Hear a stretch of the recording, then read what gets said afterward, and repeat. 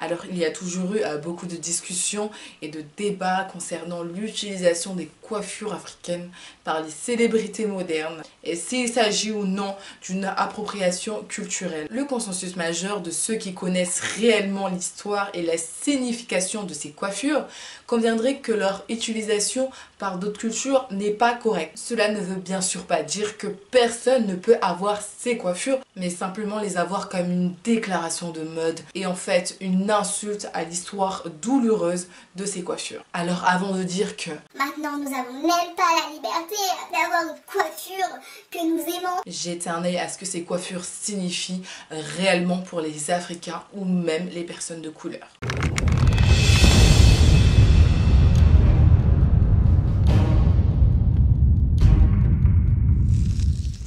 Des représentations de femmes avec des cornrows ont été trouvées dans des peintures de l'âge de pierre dans le plateau du Tassili du Sahara et ont été datées d'aussi loin que 3000 ans avant Jésus-Christ. Il y a aussi des peintures amérindiennes remontant à 1000 ans montrant des tresses africaines comme une coiffure. Cette tradition de style féminin dans les tresses africaines est restée populaire dans toute l'Afrique, en particulier dans la Corne de l'Afrique et en Afrique de l'Ouest. Les tresses africaines est devenue un favori de la foule pour les femmes toutes les cultures au cours des 10 dernières années. Alors qu'ils étaient autrefois portés par les enfants, en particulier les jeunes filles africaines et afro-américaines. Le style est devenu très populaire chez les femmes de tout âge. Mais beaucoup ne connaissent pas l'histoire profonde, riche de la coiffure qui a sauvé la vie de beaucoup.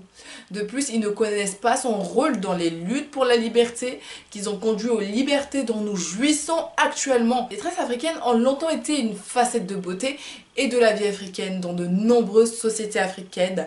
Les modèles de tresses, les coiffures indiquent la communauté, l'âge, l'état matrimonial, la richesse, le pouvoir, la position sociale et la religion d'une personne. Bien que les tresses africaines soient principalement créées en rangées linéaires soignées, ils peuvent également être formés dans une myriade de motifs géométriques et courbés. Les tresses africaines ont une importance culturelle et historique majeure pour les personnes d'origine africaine. Leur utilisation abusive peut et a entraîné une réaction violente de la communauté. Historiquement, le style masculin avec des tresses africaines remonte au début du 19e siècle en Éthiopie où des guerriers et des rois tels que Théodros II et Johannes IV étaient représentés portant des tresses africaines. Alors en voyageant depuis l'Égypte et l'Afrique, les tresses africaines créent un lien immédiat entre les gens de la communauté, agissant presque comme une sorte de vocabulaire. Selon Patrice Grell-Yursik, qui est l'auteur du blog Afro Bella, dit, je cite, que à Trinidad, nous les appelons des rangées de canne à sucre,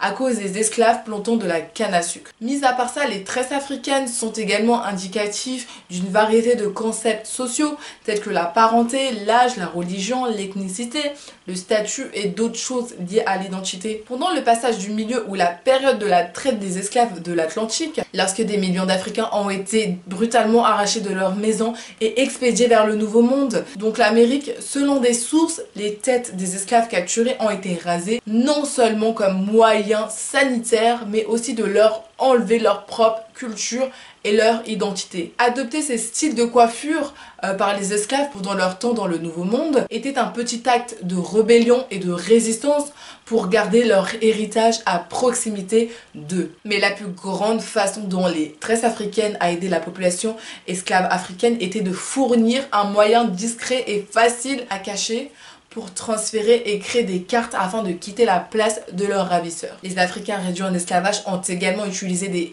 tresses africaines pour transférer et créer des cartes pour quitter les plantations et les maisons de leurs ravisseurs. On dit que cet acte d'utiliser les cheveux comme un outil de résistance est évident dans toute l'Amérique du Sud. Il est le plus documenté en Colombie où Bonco Bio, un roi capturé d'Afrique par les Portugais qui ont échappé à l'esclavage, a construit San Basilio de Palenque, un village du nord de la Colombie vers le XVIIe siècle. Le village était une ville fortifiée qui devait être un refuge pour les esclaves en fuite et les aider à se remettre sur le pied. Le plus fascinant est que la ville de San Basilio de Palenque existe toujours et compte environ 3500 habitants. Bio a non seulement construit le village avec d'autres esclaves en fuite, mais a également créé leur propre langue, formé une armée et même créé un réseau de renseignements afin de les trouver, les organiser et les amener dans les zones de liberté. Bio est la personne qui a eu l'idée de demander à une femme de créer une carte et même de transmettre des messages à travers les tresses africaines. Étant donné que les esclaves avaient rarement vraiment le privilège d'écrire, d'avoir du matériel, ou même s'ils l'avaient, ce type de message ou de carte tombant entre de mauvaises mains pouvait créer beaucoup de problèmes pour les personnes en question. Les tresses africaines étaient le moyen idéal pour y parvenir. Personne ne remettait en question ou ne pensait que l'on pouvait cacher des cartes entières dans sa coiffure. Il était donc facile de les faire circuler sans que personne ne le découvre. À l'époque de l'esclavage en Colombie, le tressage des cheveux était utilisé pour relayer les messages. Par exemple, pour signaler qu'elle voulait s'échapper, les femmes tressaient une coiffure appelée départ. Dedans, il y avait des tresses épaisses et serrées, tressées étroitement au cuir chevelu et attachées en petits pains sur le dessus. Et un autre style avait des tresses courbées étroitement tressées sur la tête. Les tresses courbées représentaient les routes qu'ils utilisaient pour s'échapper. Dans les tresses, ils conservaient aussi également de l'or et cachaient des graines qui à long terme les aidaient à survivre après leur fuite. Une autre chose que Bio a faite et que ces femmes utilisent des graines comme décoration dans leurs cheveux.